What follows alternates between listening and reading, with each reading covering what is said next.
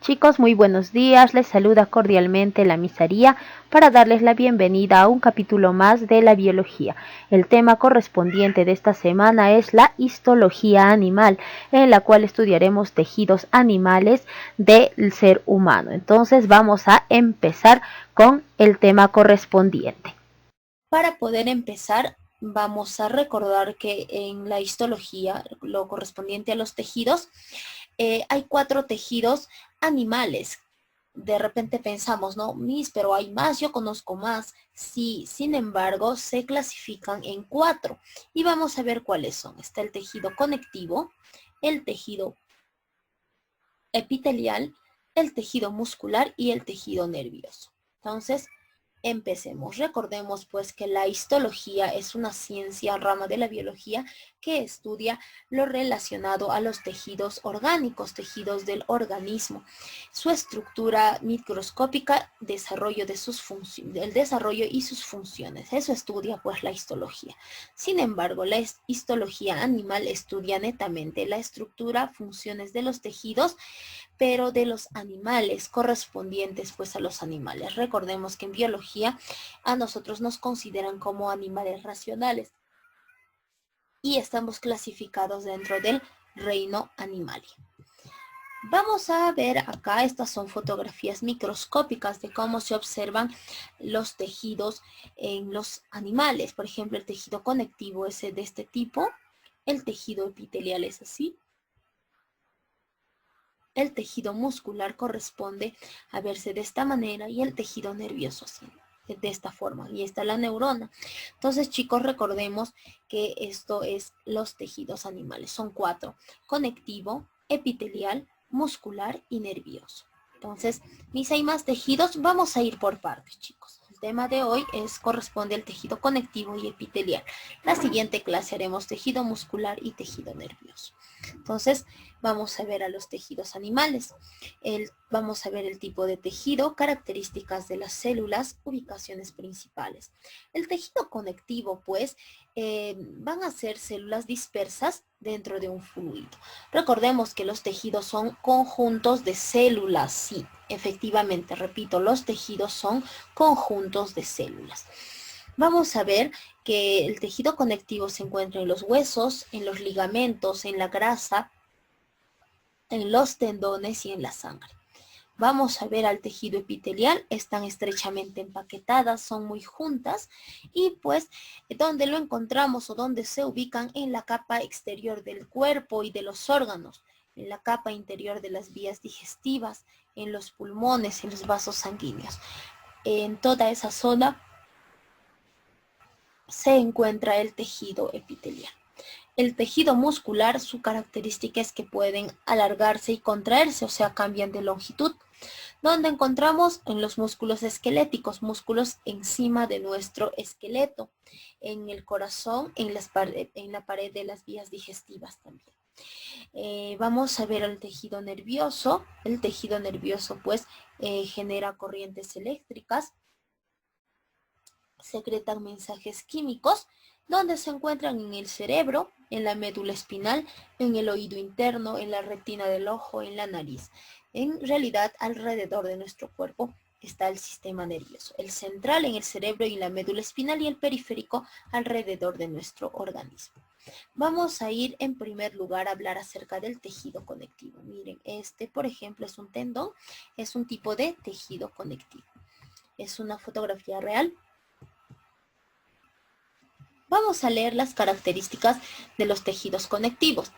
Se les conoce también como tejidos de unión, porque unen otras estructuras corporales y les otorgan sostén. Casi cubre todos los órganos y produce o provee amortiguamiento. También está compuesto sobre todo por material extracelular. materiales fuera de la célula. No es celular. Los tejidos conectivos no se clasifican por los tipos de células, sino se van a clasificar más que nada por su función. Dice, es clasificado por tejidos específicos, o sea, por su función, más que por los tipos de células. Está compuesto por fibras rodeadas por una matriz. En ocasiones esta matriz puede ser fluida como la sangre o el plasma o elástica como un cartílago.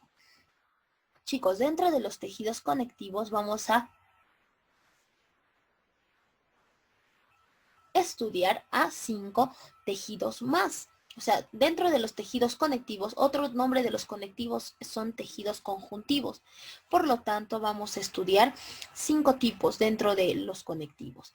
Está pues el tejido adiposo, tejido sanguíneo, tejido óseo, tejido cartilaginoso y este tejido conectivo y conectivo lazo como la piel y conectivo denso como los ligamentos. Estos dos corresponden a los tejidos fibrosos. Entonces, repito, estos dos corresponden al tejido fibroso, tejido adiposo, sanguíneo, óseo y cartilaginoso. Entonces son 5 tipos. Estos dos son uno solo que corresponden al tejido fibroso. Vuelvo a repetir. Entonces, todos ellos corresponden al tejido conjuntivo o conectivo. Son tipos de tejido conjuntivo o conectivo. Vamos a hablar de acuerdo a la clasificación del tejido fibroso. El tejido fibroso, pues, está formado por una matriz que forma abundantes fibras de colágeno, por ejemplo, los tendones y los ligamentos. Voy a preguntar esto en el momento de la interacción. ¿Cuál es la diferencia entre tendones y ligamentos? Va, pregunta número 1.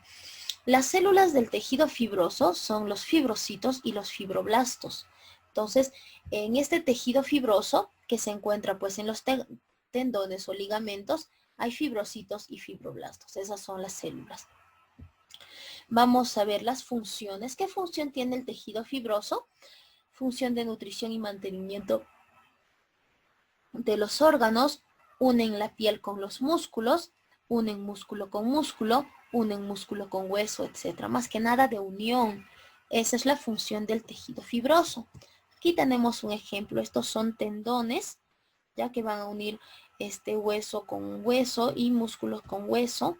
Aquí están los ligamentos y los tendones y sirven pues para también, más que nada su función es la unión. Ahí está, función es unir y también nutrición y mantenimiento de algunos órganos. Si tienes alguna duda, lo realizas en el momento de la interacción. Continuamos, vamos con el tejido adiposo. Microscópicamente, las imágenes que les muestro acá son imágenes del microscopio. ¿Cómo se observan? Las células del tejido adiposo pues son los adipocitos y los adipoblastos. Se caracterizan por captar, sintetizar y almacenar y movilizar grasas. Almacenan y movilizan grasas. ¿Cuál es su función? Almacén de combustibles ricos en calorías, sirven como aislante para evitar la pérdida del calor. Es muy importante en animales de clima frígido. Cuando cortamos una parte de un tejido adiposo, vamos a ver que estas son células llenas de grasa. Los adipocitos tienen esta forma. Estos tejidos adiposos almacenan grasa. Entre varones y mujeres, las mujeres tenemos más tejido adiposo. En otras palabras, más grasa. ¿Y cuál era la función? Son como combustibles ricos en calorías, pero de reserva. Son fuente de reserva, son células de reserva. Por lo tanto, cuando uno necesita, ya no tiene carbohidratos y necesita acudir a su segunda fuente de energía, que son los lípidos o grasas, acude al tejido adiposo. ¿Dónde encontramos? Lo encontramos en la mayoría acá, en el abdomen. Ahí lo vamos a encontrar al tejido adiposo.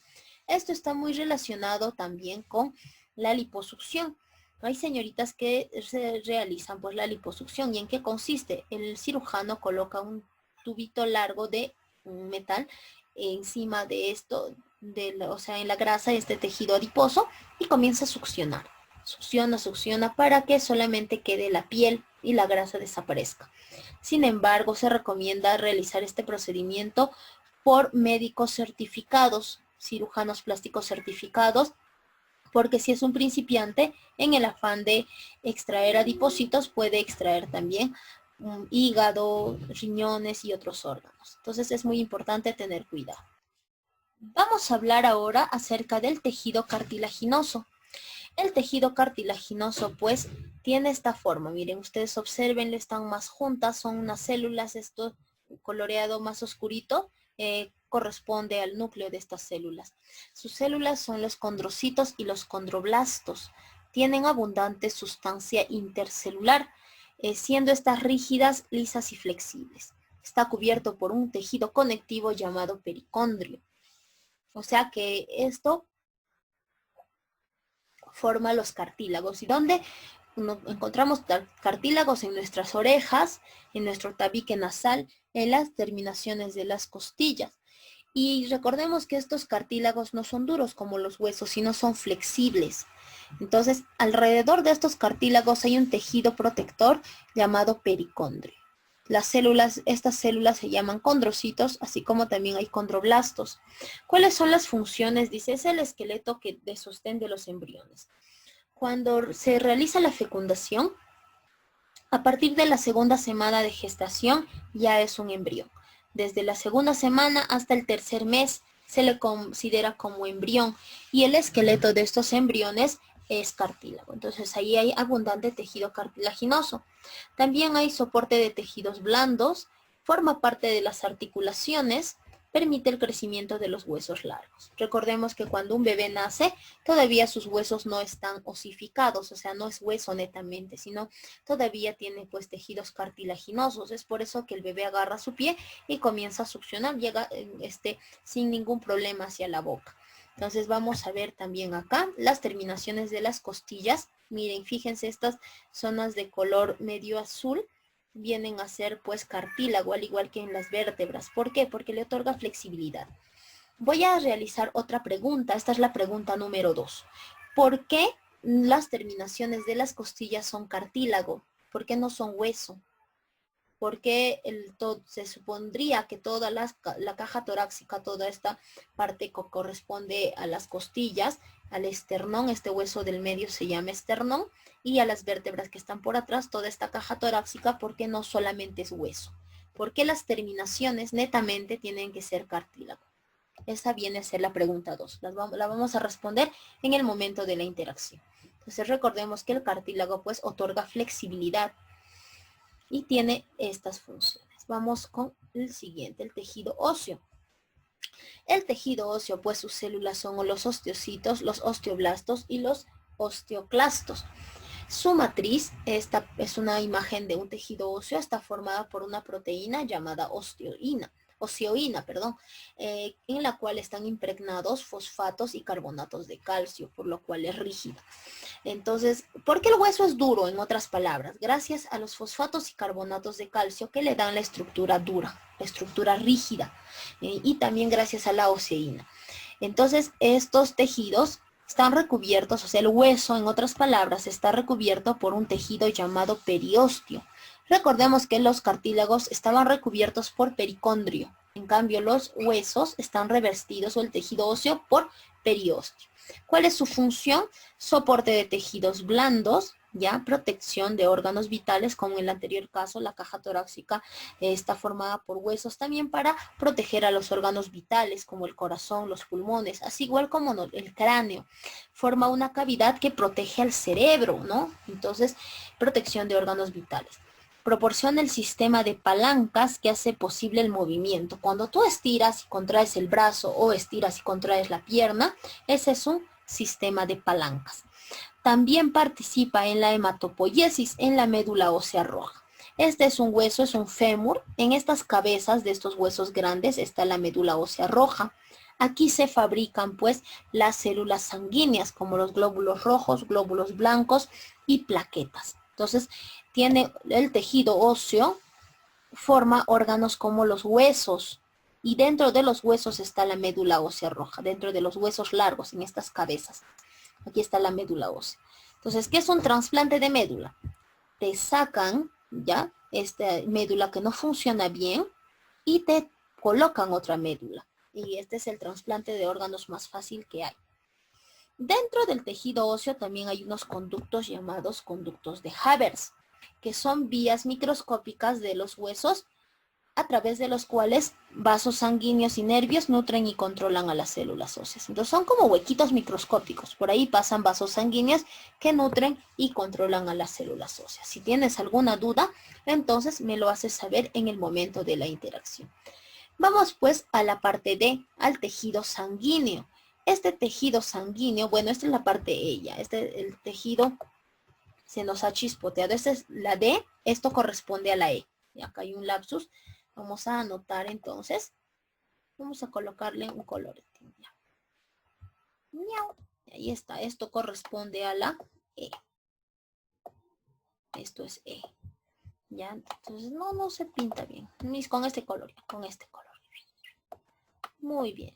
Entonces eso ya corresponde a la E. Ya, muy bien. Ahora continuamos pues con el tejido sanguíneo. Está conformado por el plasma y los elementos formes. ¿Cuáles son los elementos formes? Los eritrocitos, leucocitos y plaquetas. ¿Qué es eso?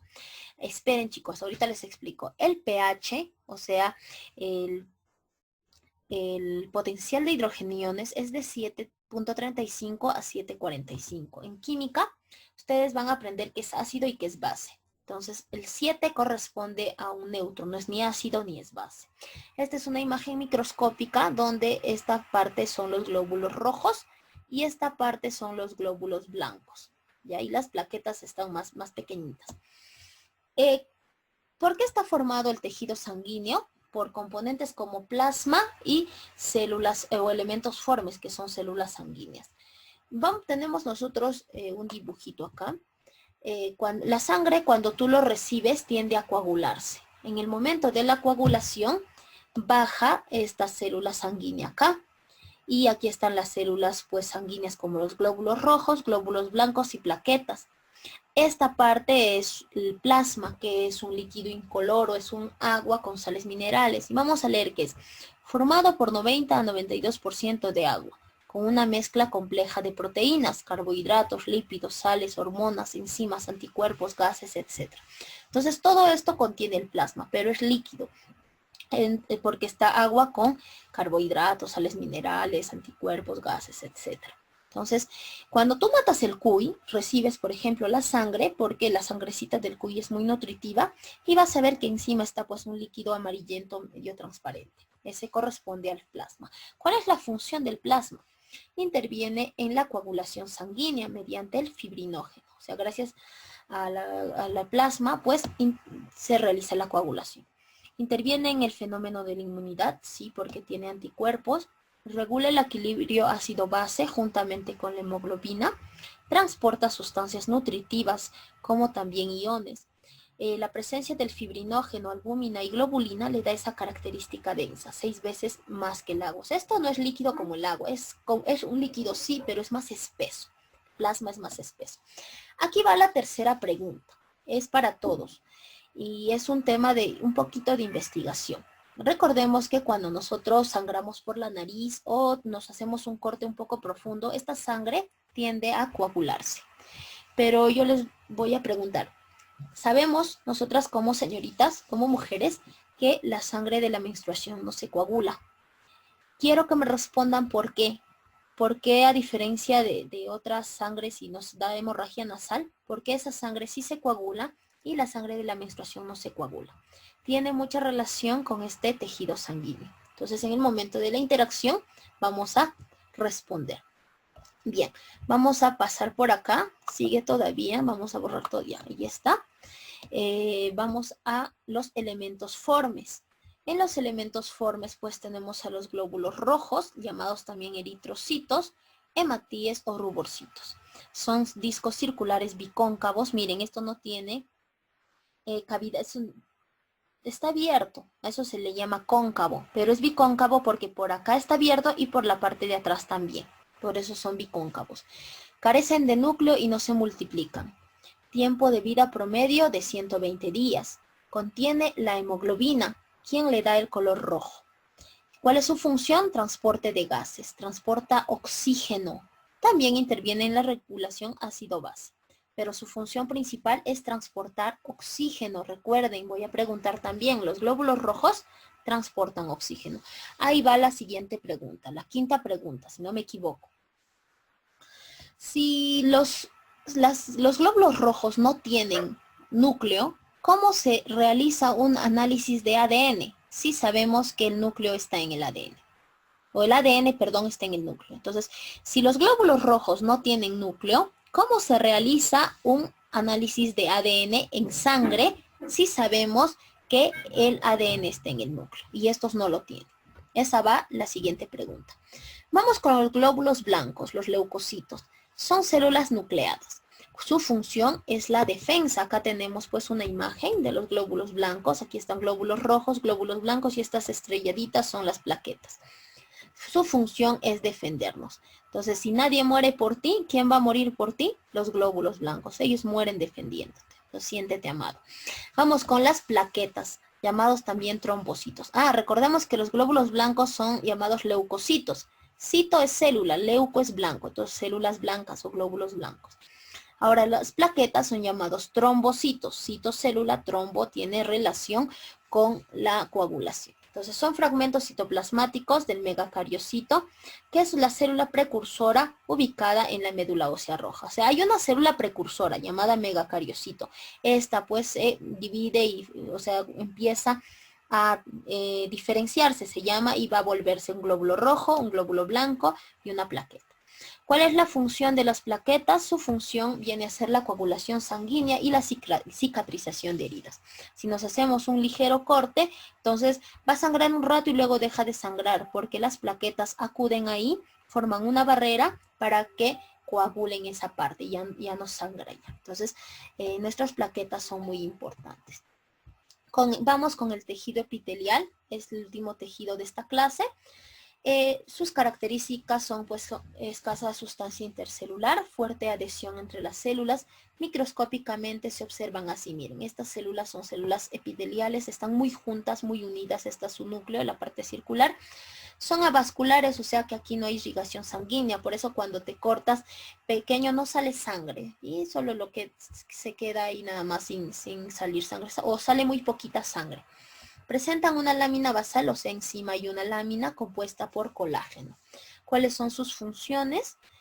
Protección contra lesiones mecánicas o infección por microorganismos, secreción, o sea, están revistiendo glándulas que secretan productos del anabolismo, o también se revisten o están alrededor de las glándulas que tienen función de excreción, productos del catabolismo. También tienen la función de absorción, absorben grandes cantidades de agua como en el epitelio intestinal o en los túbulos renales.